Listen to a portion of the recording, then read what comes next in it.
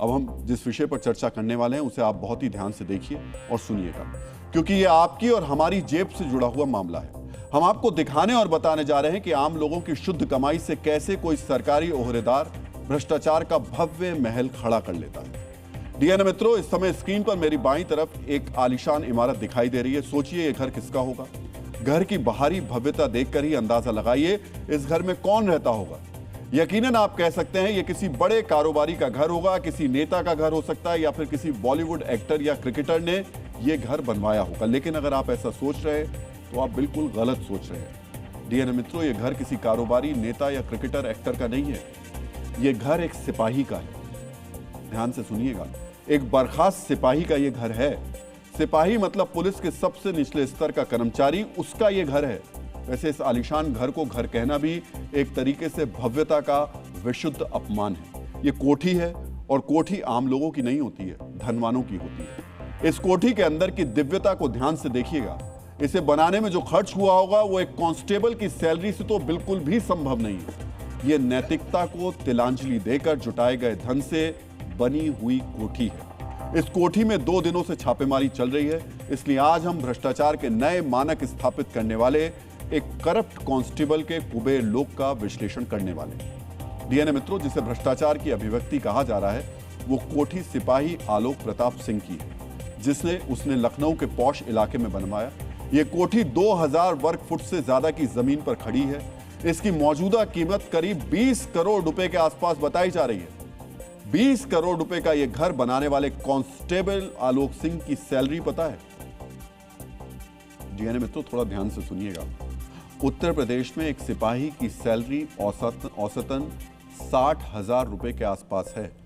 आप बताइए कौन सा ऐसा व्यक्ति होगा जो 60,000 रुपए महीना कमाकर 20 करोड़ रुपए की कोठी में रह सकता है?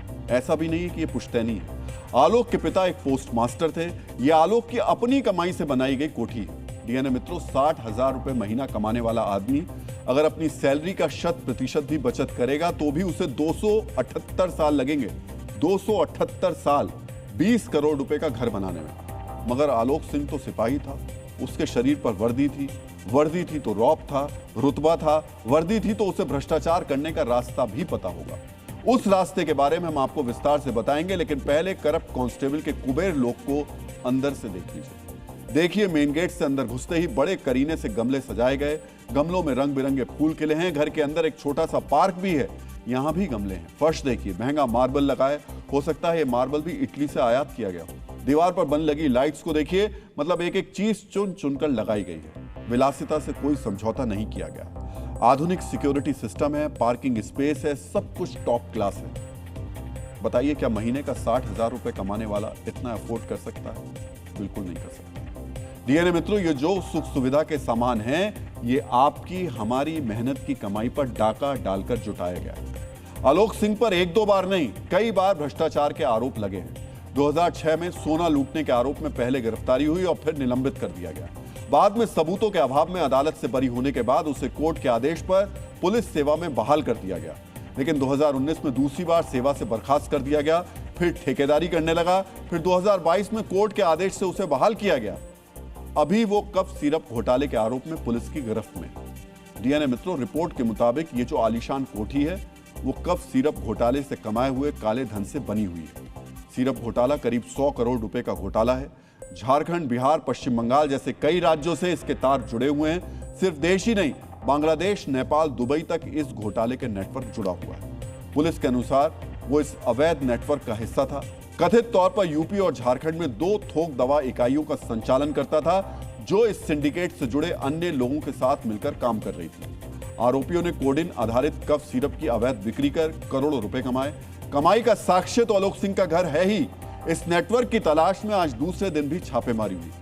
प्रवर्तन निदेशालय की टीम लगातार छापेमारी कर रही है। कल आलोक सिंह की कोठी से ईडी की टीम को संदिग्ध दस्तावेज, बैंक लेन देन से जुड़ी फाइलें, डिजिटल डिवाइस और हवाला एंट्रीज से जुड़े रिकॉर्ड्स मिले थे। कई कागजात जब्त किए गए।